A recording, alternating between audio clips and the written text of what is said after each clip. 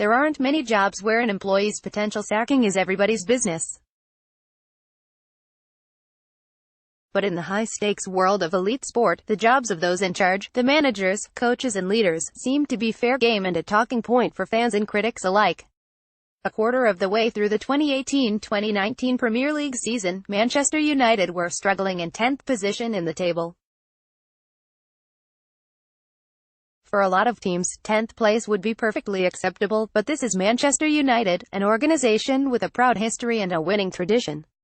So naturally, speculation over whether manager Jose Mourinho, the self-appointed special one, would be fired was, and still is, a topic of discussion for the nation's press, the pub and Twitter feeds across the globe. The environment for coaches, managers, and other leaders in high-performance sport is characterized by exactly this type of intense and continuous scrutiny, as well as perennial job insecurity and unrealistic expectations from fans and the media. This is often based on historical and therefore irrelevant performance. These people also operate in a situation in which performance is judged entirely on the basis of what other people do or don't do. And often an incredible amount of time is spent away from home and family. Job insecurity. There are very few other careers in which decisions and speculation about your future employment are played out in real time, in front of an audience of millions. And all of this leads to a situation in which burnout and other mental health issues are real risks. Those in charge are expected to cope with what would be an unbearable level of stress for normal people.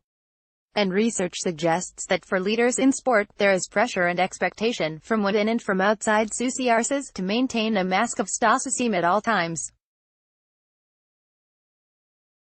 So, while an increasing number of high-profile athletes are, quite rightly, becoming much more comfortable openly talking about stress and other mental health issues, it's something we see a lot less of from those in leadership positions.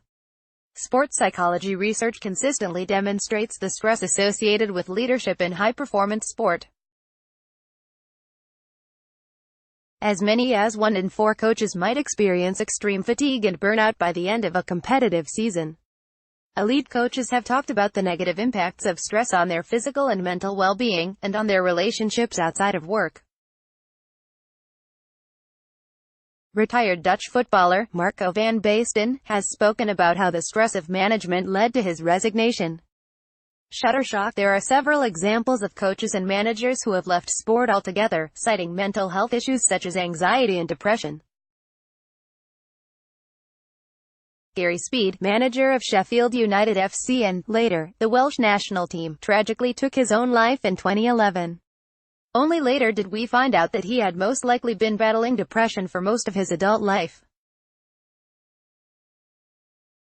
Tough at the top. The UK Sport and the English Institute of Sport recently launched a mental health strategy that includes screening and monitoring programs for athletes, and various other support mechanisms for coaches and staff.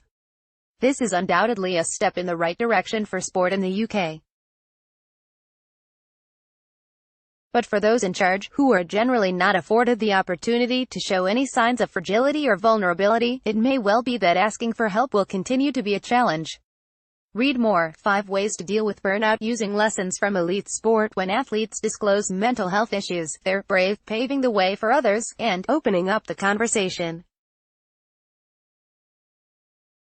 Yet if Jose Mourinho were to say he was struggling mentally under the pressure of the job right now, well, you can only imagine what the headlines might read.